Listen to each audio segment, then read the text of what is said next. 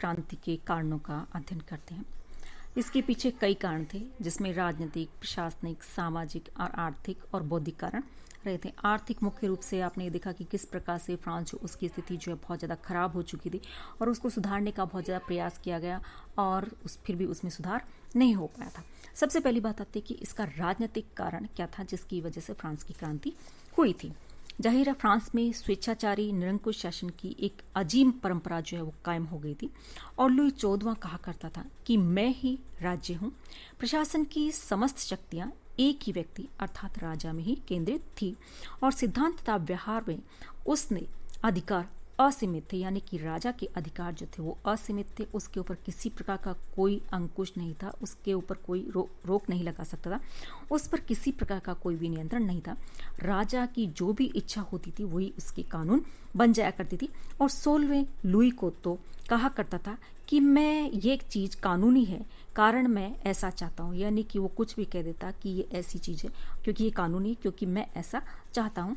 और ये एक सर्वमान्य सिद्धांत है कि निरंकुश शासन के लिए एक योग्य और शक्तिशाली शासक की आवश्यकता होती। परंतु संयोग की बात ये थी कि 14वें लुई के दोनों उत्तराधिकारी लुई 15 और लुई 16 दोनों ही निरंकुश शासन के लिए अनुपयोगी सिद्ध हुए थे, अर्थात अयोग्य सिद्ध हुए।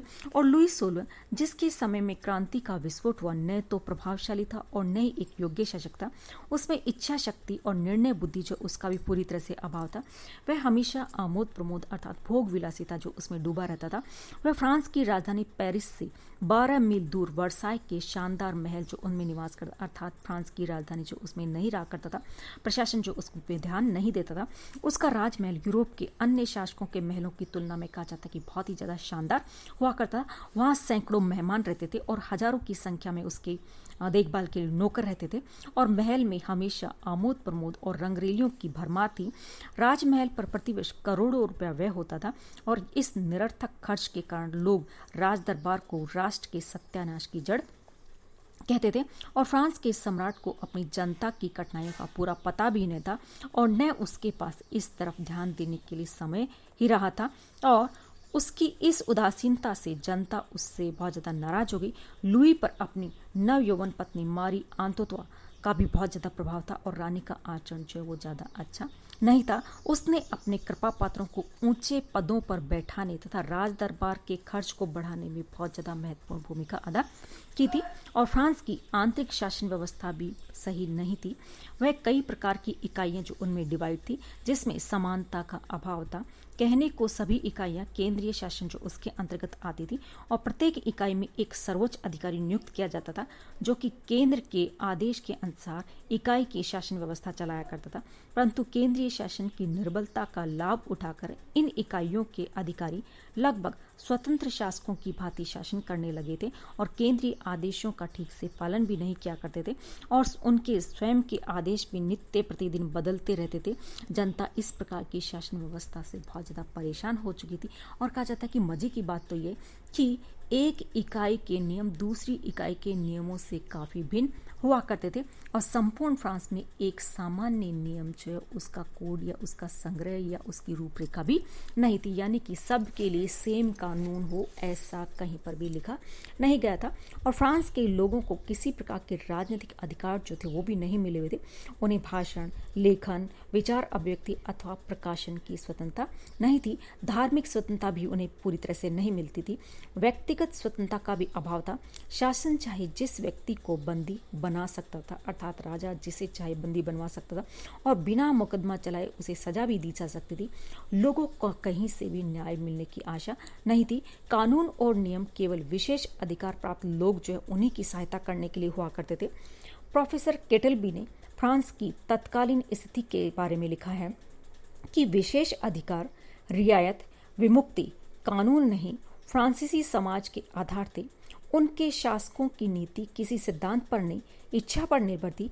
इसीलिए कोई आश्चर्य नहीं होना चाहिए कि क्रांतिकारियों की सबसे पहली मांग संविधान के लिए थी और जिससे उनका अभिप्राय था कि देश में कुछ व्यवस्था, कुछ संगठन हो और ऐसी स्थिति में क्रांति का घटित होना कोई अनहोनी की बात नहीं थी। तो इस प्रकार से ये प्रमुख राजनीतिक कारण थे कि राजा जो वो अयोग्य था, उसमें योग्यता नहीं थी, इसके अलावा भोग विलासी था, इसके अलावा हमेशा यानी कि राजा जो निरंकुश था, उसके ऊपर किसी का अंकुश नहीं होता था, कोई नियम नहीं थे, सभी के अपने अपने अलग अलग नियम होते थे, कानून हुआ करते थे, और जो विशेष अधिकार प्राप्त लोग जो थे उन्हीं को सारी प्रकार की सुविधाएं मिलती थी। तो इस प्रकार से जब कानून नहीं था तो कानून जो उसकी मांग या संविधान जो उसकी मांग सबसे पहले की गई। ये फ्रांस की क्रांति के पीछे प्रमुख राजनीतिक कारण रहे थे। दूसरी बात आती है कि सामाजिक कारण कौन कौन से रहे थे। कि फ्रांसीसी समाज में विद्यमान सामाजिक असमानता क्रांति का दूसरा प्रमुख कारण था। समाज मुख्यतः 3 वर्ग जो उसमें डिवाइड था, और ये वर्ग था जैसे पहला पादरी अथवा धर्माधिकारी वर्ग, कुलीन सामंत और साधारण लोग। पहली 2 श्रेणी के लोगों को विशेष सुविधाएं अर्थात विशेष अधिकार मिले हुए थे, और तीसरे वर्ग के सामान्य लोग जो थे उनकी तुलना में उनकी स्थिति यानी कि विशेष अधिकार प्राप्त लोगों की स्थिति काफ़ी उच्च थी, और सामान्य श्रेणी के लोग जो उनको बहुत कोई एक प्रकार से कोई भी अधिकार नहीं मिले थे। और क्रांति के समय फ्रांस की कुल जनसंख्या लगभग 2.5 करोड़ थी, जिसमें विशेष अधिकार प्राप्त वर्ग के लोगों की संख्या लगभग 2,70,000 के आसपास थी, और आबादी का 1% भाग थी। और पादरी वर्ग क्रांति के पूर्व फ्रांस में चर्चा का विशेष स्थान रखता था, और इसके पदाधिकारी या अर्थात पादरी लोग समाज में सर्वोच्च स्थान रखते थे। ये लोग प्रथम श्रेणी के सदस्य थे, और चर्च के अधिकारी काफ़ी संपन्न और शक्तिशाली हुआ करते थे, क्योंकि उसके पास में धन दौलत की कोई कमी नहीं होती थी और भोगविलासी जीवन व्यतीत करते थे। और फ्रांस की संपूर्ण जागीरी भूमि की 20% भूमि चर्च के अधिकार में होती थी, जिससे चर्च को बहुत अधिक धन मिलता था, और ये आय सरकारी करों से अर्थात टैक्स इसके ऊपर नहीं लगता था। और इस नियमित आय के अलावा कैथोलिक चर्च किसानों से सब प्रकार की फसलों पर धर्मांश यानी कि टैक्स वसूल किया करता था, और चर्च की आय काफ़ी थी, और वह जनहित के बहुत ही कम काम किया करता था, परंतु चर्च के भीतर घोर पक्षपात और अपव्ययता का बोलबाला था। चर्च का भी नैतिक पतन हो चुका था, और उसकी जड़ें भी खोखली हो चुकी थी। उसकी आय का अधिकांश भाग जो था वो बड़े बड़े अधिकारियों, आर्क बिशप एबाट आदि की जेबों में चला जाता था, और उनमें से अधिकांश आमोद प्रमोद और भोग विलास का जीवन बिताते थे। अतः लोगों में उनके प्रति असंतोष बढ़ता जा रहा था, और चर्च के धार्मिक कार्यों का संपादन साधारण पादरी लोग करते थे, और इन लोगों की नियुक्ति तीसरे वर्ग अर्थात साधारण लोगों में से की जाती थी, और इन लोगों को अपने भरण पोषण के लिए बहुत ही कम मेहनत या वेतन मिलता था, और चर्च के बड़े अधिकारी इन्हें घृणा की दृष्टि से भी देखते थे।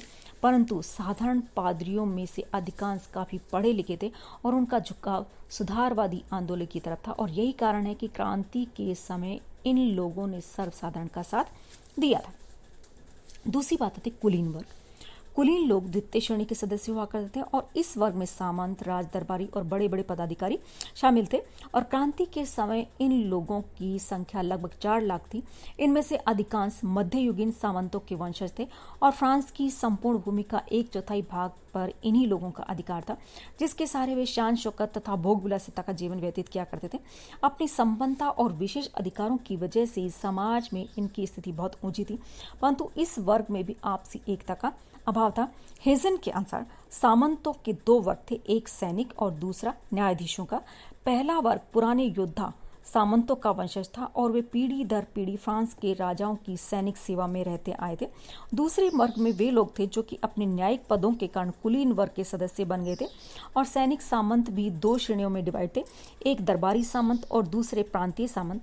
यद्यपि दरबारी सामंत सैनिक जो थे वो सामंतों की संख्या काफ़ी कम थी, परंतु शान शौकत और ऐश्वर्य प्रदान करने में वे सबसे आगे थे।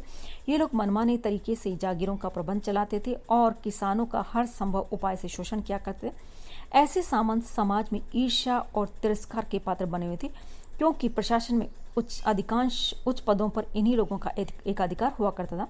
और प्रांतीय सामंत अपना अधिकार समय अपनी जागीरों में ही अधिकांश समय जो था वो जागीरों में ही बिताया करते थे, और उनमें से अधिकांश की आर्थिक स्थिति काफ़ी खराब हो चुकी थी। कुछ तो ऐसे थे कि जिनकी आय संपन्न किसानों से अधिक नहीं थी, फिर भी सभी सामंतों की रीति नीति एक जैसी थी, और किसानों को शोषण करना, जबरदस्ती उनसे बगाड़ लेना, और ये उनका मुख्य कार्य हुआ करता था। और इसी वजह से किसान लोग जो थे इन लोगों से काफ़ी असंतुष्ट हुआ करते थे।